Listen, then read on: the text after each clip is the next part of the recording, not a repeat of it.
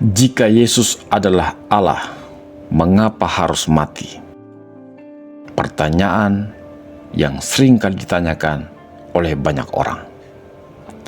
Saudara-saudara, kita kembali merenungkan topik yang mulia ini. Sebelum kita membahas soal ini, mari kita berdoa kepada Tuhan. Bapa di surga, kami bersyukur untuk kesempatan yang sangat indah. Kami kembali mempelajari satu kebenaran. Jika Yesus adalah Allah, mengapa harus mati? Kami mohon anugerah Tuhan untuk menerangi hati dan pikiran kami, supaya kami mengerti rahasia ini. Dan kami tahu bahwa semua ini adalah rencana Allah di dalam kekekalan. Kami mohon di dalam nama Tuhan Yesus, kami berdoa. Amin. Saudara-saudara, mari kita dengarkan firman Tuhan. Ibrani pasal 2, ayat 14 dan ayat yang ke-15. Karena anak-anak itu adalah anak-anak dari darah dan daging, maka ia juga menjadi sama dengan mereka dan mendapat bagian dalam keadaan mereka, supaya oleh kematiannya ia memusnahkan dia, yaitu iblis yang berkuasa atas maut, dan supaya dengan jalan demikian ia membebaskan mereka yang seumur hidupnya berada dalam perhambaan oleh karena takutnya kepada maut. Ibrani pasal 2 ayat 14 sampai ayat yang ke-15. Dalam ayat firman Tuhan yang baru saja kita dengarkan menunjukkan adanya konfrontasi terhadap apa yang Alkitab sebut sebagai misteri kejahatan. Ini berhubungan dengan misteri keputusan Allah, sebagaimana yang dicatat dalam Wahyu pasal 10 ayat 7. Tetapi pada waktu bunyi sangkakala dari malaikat yang ketujuh, yaitu apabila ia meniup sangkakalanya, maka akan genaplah keputusan rahasia Allah, seperti yang telah ia beritakan kepada hamba-hambanya, yaitu para nabi. Di dalam 2 Tesalonika pasal 2 ayat 7, Rasul Paulus menjelaskan tentang misteri kejahatan. Karena secara rahasia, kedurhakaan telah mulai bekerja. Tetapi sekarang masih ada yang menahan, kalau yang menahannya itu telah disingkirkan, dan seterusnya. Sekarang muncul pertanyaan, mengapa Allah tidak menghentikan setan pada saat awal pemberontakannya di sorga? Mengapa Allah mengizinkan setan menghancurkan dunia yang indah? Mengapa Allah mengizinkan darah manusia tercurah dan air mata menetes? Penindasan dan penderitaan telah mengisi halaman-halaman dari sejarah manusia. Tujuan akhirnya adalah mendatangkan bencana atau malapetaka bagi manusia. Dunia tidak lain hanyalah tempat untuk menguburkan kematian manusia. Kita tidak dapat memahami misteri kejahatan dan misteri Allah secara utuh. Kita hanya mampu melihat dan mengobservasinya. Saudara-saudara, kadang-kadang setan disebut ilah. Paulus menghubungkannya sebagai ilah-ilah zaman ini. Itu yang dia tulis dalam 2 Korintus pasal 4 ayat yang keempat. Setan menawarkan kepada Yesus kemuliaan seluruh bangsa di dunia, dan semua itu akan diberikan kepada Yesus. Memang benar, setan berkuasa atas dunia ini. Ia sangat mengerikan dan menakutkan. Bahkan Mikael, penghulu malaikat Allah, tidak berani berkonfrontasi langsung dengan setan. Itu yang dicatat dalam Yudas pasal 9 Tetapi penghulu malaikat, Mikael, ketika dalam suatu perselisihan bertengkar dengan iblis mengenai mayat Musa, tidak berani menghakimi iblis itu dengan kata-kata hujatan, tetapi berkata, kiranya Tuhan menghardik engkau. Saudara-saudara, setan memiliki kuasa yang sangat besar di dalam dirinya. Ia juga memiliki kuasa yang sangat menakutkan bagi para pengikutnya. Di dalam kitab Wahyu dikatakan, jumlah malaikat surgawi berlaksa-laksa. Bahasa Yunani yang digunakan untuk menunjukkan jumlah yang tidak dapat dihitung adalah myriad. Jikalau setan membawa sepertiga dari malaikat di sorga, sebagaimana disebutkan dalam Wahyu pasal 12 ayat 4, maka jumlah itu sangatlah besar. Malaikat-malaikat yang menjadi pengikut setan sekarang ada di bumi ini. Jadi setan ada di sekitar kita, bahkan sangat dekat dengan kita. Setan sangat mengerikan dan menakutkan.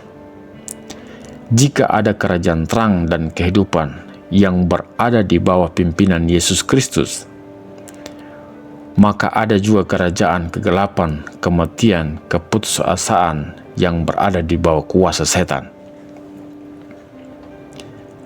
Ia mengubah fungsi uang yang seharusnya kita gunakan untuk memuliakan Tuhan, seperti mendukung para misionaris, para hamba-hamba Tuhan, atau berbagai kegiatan pelayanan lainnya.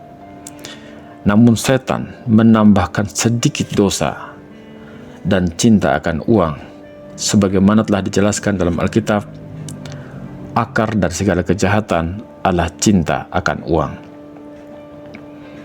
Ia mengambil segala sesuatu yang baik, seperti fungsi film, radio, televisi, buku-buku, dan mengubah fungsinya menjadi sesuatu yang tidak baik untuk mengembangkan dosa di dalam dunia. Media-media yang saya sebutkan tadi dapat digunakan untuk kemuliaan Allah, untuk memberitakan Injil, agar Injil dikenal di seluruh dunia.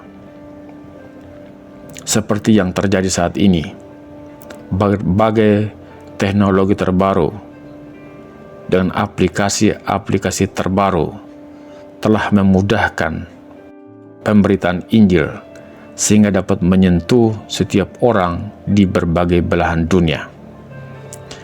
Tetapi ia menambahkan sedikit dosa ke dalamnya, sehingga media-media sosial yang baik itu berubah fungsi ke arah hal yang jahat. Setan mencemari berbagai alat teknologi canggih untuk menyebarkan teror, imoralitas, dan perbuatan-perbuatan yang tidak terpuji. Itulah setan. Mobil yang tujuan pembuatannya adalah memberi kenyamanan dan mempercepat proses transportasi, juga dapat digunakan untuk acara liburan keluarga yang membuat manusia bahagia. Tetapi setan menambahkan sedikit dosa, sehingga fasilitas itu dapat menjadi alat untuk menjauhkan anak-anak Tuhan dari kebaktian pada hari Minggu maupun pada pertemuan ibadah-ibadah lain. Setan memiliki kuasa untuk mengambil sesuatu yang baik dan kemudian menghancurkannya. Kuasa setan sangatlah menakutkan dan mengerikan. Tetapi Tuhan Yesus berkata kepada Simon Petrus bahwa setan tidak akan mengalahkan jemaatnya. Matius pasal 16 ayat 18 mengatakan, "Dan aku pun berkata kepadamu, engkau adalah Petrus, dan di atas batu karang ini aku akan mendirikan jemaatku, dan alam maut tidak akan menguasainya." Meskipun demikian, setan berhasil membuat Petrus menjadi tidak berdaya. Kejadiannya persis saat Petrus berhadapan dengan seorang hamba imam besar dalam peristiwa penangkapan dan peradilan paling keji kepada Tuhan Yesus. Simon Petrus yang disebut oleh Yesus sebagai batu karang itu, yang pernah membuat pernyataan tidak akan meninggalkan Yesus, bahkan akan menyerahkan nyawanya untuk Yesus, ternyata ia mengutuk dan bersumpah dan berkata, "Aku tidak pernah mengenal Yesus. Aku tidak pernah mengenal dia." Petrus mengingkari Tuhannya sendiri. Itulah kuasa setan yang menguasai Petrus. Yohanes, murid yang paling dikasihi, meminta kepada Tuhan untuk menurunkan api dari langit untuk membakar orang-orang Samaria yang ia benci. Saudara lihat dalam Lukas pasal 9 ayat 56 sampai ayat yang ke-58. Itulah sifat setan yang ada pada setiap manusia. Saudara-saudara, pada masa-masa awal pemberitaan Injil, para murid dan orang-orang percaya, yaitu orang-orang Kristen mula-mula, menghadapi berbagai tantangan. Tantangan datang dari luar, yaitu pihak penguasa Romawi dan orang-orang yang membenci Yesus. Tetapi tantangan juga muncul dari dalam, yaitu dari orang-orang percaya sendiri. Itulah sebabnya Simon Petrus berkata begini kepada Ananias dan Safira yang mencoba untuk tidak jujur. "Ananias, mengapa hatimu dikuasai iblis, sehingga engkau mendustai Roh Kudus dan menahan sebagian dari hasil penjualan tanah itu?" Itu yang ditulis dalam Kisah Para Rasul pasal 5 ayat 3. Itulah kuasa setan. Saudara-saudara, coba pikirkan tentang apa yang terjadi setelah air bah yang menutupi jagat raya ini. Allah menyisakan Nuh dan keluarganya untuk melanjutkan kehidupan yang baru. Sebuah keluarga yang baru dimulai oleh Allah. Allah memilih keluarga ini untuk memulai suatu ras manusia yang baru.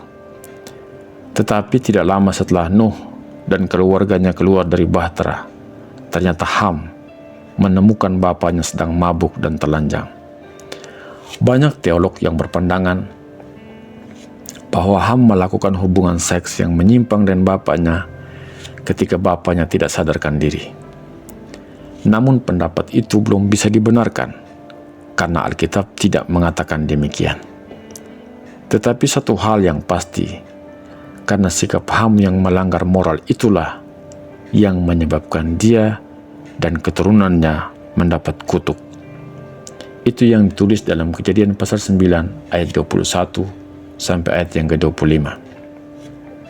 Saudara-saudara, pernahkah Anda pikirkan ketika dalam beberapa kesempatan Allah terpaksa menyerahkan bangsa Israel ke tangan musuh-musuhnya? Hal itu dimaksudkan untuk mendidik bangsa Israel supaya bangsa ini sadar dan mengetahui bahwa hanya Allah saja yang layak dipuji dan disembah. Saudara-saudara, pada masa pemerintahan Raja Daud, ia melayani Tuhan dengan segenap hati. Bangsa Israel mengalami kejayaan. Karena itulah Allah berjanji untuk memuliakan keluarga Daud dan keturunannya sampai selama-lamanya.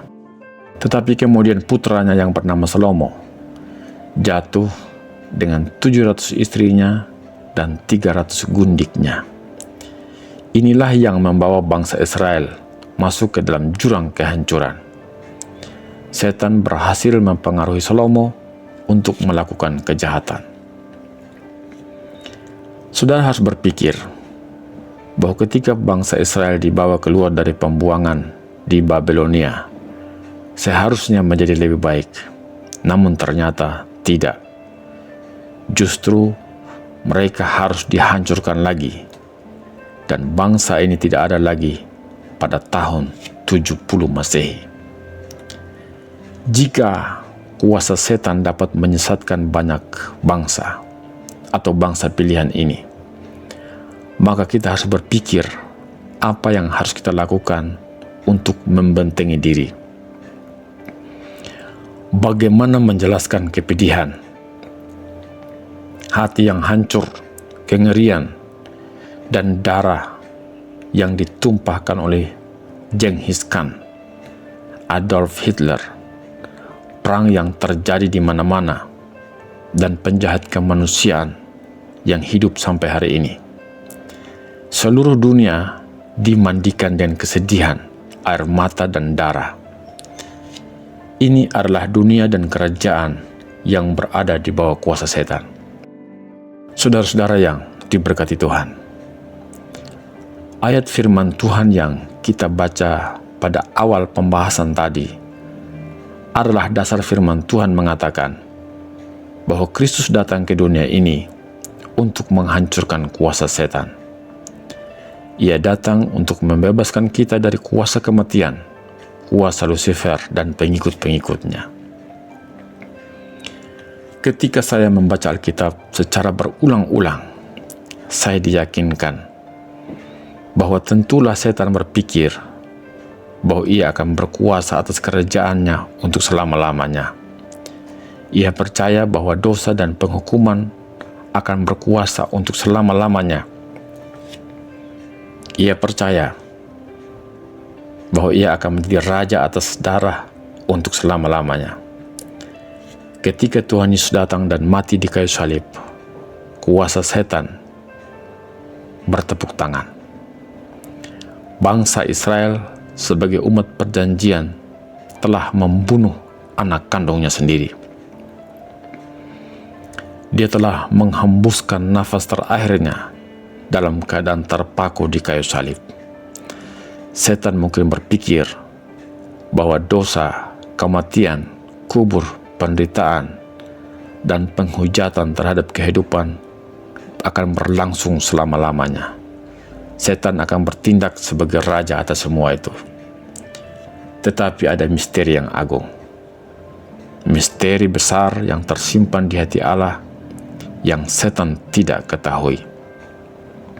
Di dalam tubuh Kristus, Tuhan kita yang telah menjadi manusia melalui kematiannya, ia telah menghancurkan kuasa dosa dan kematian. Tuhan Yesus bangkit dari kematian dan hidup selama-lamanya. Tuhan Yesus menang atas maut. Tuhan berinkarnasi dengan tubuh manusia dan menjadi sama dengan kita. Manusia terdiri dari daging, tulang, darah, dan nyawa. Tuhan Yesus telah dibuat sama seperti kita dalam daging. Oleh sebab itulah ia adalah subjek dari kematian. Namun kematian tidak berkuasa atasnya. Ia menghancurkan kuasa setan. 3 hari Tuhan Yesus masuk ke alam maut, yaitu mulai pada hari Jumat, pada hari penyalibannya, hari Sabtu, dan hari Minggu. Ia masuk ke dalam Hades, ke Sheol. Di sana ia menunjukkan kepada setan, iblis, dan Lucifer, dan roh-roh kegelapan lainnya bahwa kematian tidak berkuasa atas manusia. Petrus berkata bahwa Tuhan Yesus turun ke dalam kerajaan maut, dunia yang paling bawah, untuk memproklamasikan Injil keselamatan dan kemenangannya. Itu yang ia tulis dalam 1 Petrus 3 ayat 18 sampai ayat yang ke-20a. Petrus mengatakan begini, sebab juga Kristuslah mati sekali untuk segala dosa kita, Ia yang benar untuk orang-orang yang tidak benar, supaya ia membawa kita kepada Allah. Ia yang telah dibunuh dalam keadaannya sebagai manusia, tetapi yang telah dibangkitkan menurut roh, dan di dalam roh itu juga ia pergi memberitakan Injil kepada roh-roh yang ada dalam penjara, yaitu kepada roh-roh mereka yang dahulu pada waktu Nuh tidak taat kepada Allah. Saudara-saudara, di dalam Efesus pasal 4, Rasul Paulus menjelaskan tentang Tuhan Yesus yang masuk ke dalam kerajaan sorga untuk memerintah dan masuk ke dalam alam kemuliaan bersama dengan semua orang kudus. Tuhan Yesus masuk ke dalam kerajaan sorga. Ia menang atas dosa dan kematian. Semua ini dia lakukan untuk manusia. Ia menjadi manusia, menjadi mati, masuk ke dalam kubur, tetapi kemudian dia bangkit. Itulah yang menjadi jaminan keselamatan dari orang Kristen. Di dalam kebangkitannya, ia membukakan pintu bagi kita untuk masuk ke dalam kerajaannya. Paulus menulis dalam 1 Korintus pasal 15 ayat 55, "Hai maut, di manakah kemenanganmu? Hai maut, di manakah sengatmu?" Saudara-saudara, sekarang kita telah menang. Sekali kita hidup, kita akan hidup selama-lamanya. Inilah kebenaran yang paling agung dari semua yang ada, yaitu bahwa Kristus melakukan semua itu untuk kita. Ia menyerahkan hidupnya agar kita memperoleh keselamatan kekal. Roma 5 ayat 10 mengatakan begini, "Sebab jikalau kita, ketika kita masih seteru, diperdamaikan dengan Allah oleh kematian anaknya, lebih-lebih kita yang sekarang telah diperdamaikan, pasti akan diselamatkan oleh hidupnya." Kita diselamatkan oleh kebangkitannya. Kita diselamatkan kembali oleh kuasa Kristus yang masuk ke dalam hidup kita. Apa yang dimaksudkan dengan Yesus mati dalam salib, mencurahkan darah dan hidupnya? Apakah ada kekuatan setan untuk melahirbarukan, menciptakan kembali, membuat baru, menyelamatkan manusia? Berkat yang diberikan kepada dunia melalui pencurahan darah Yesus jauh lebih besar dari itu, dan tidak dapat dilukiskan dengan kata-kata. Ada kuasa kehidupan dalam kematian dan kebangkitan Kristus. Saudara-saudara, melalui hidupnya dan pencurahan darahnya, Kristus telah menjadikan kita bukan hanya sekedar untuk mendapatkan suatu tampilan yang baru, tetapi membawa kita kepada ciptaan baru, membuat umat yang baru, generasi yang dilahirkan kembali. Kuasa Kristus yang membuat hal itu menjadi baru. Tidak ada seorang hamba Tuhan manapun di dunia ini yang hatinya tidak dipenuhi dengan memori akan ingatan pada kuasa Allah yang menyelamatkan, melahirbarukan, dan membuatnya menjadi baru.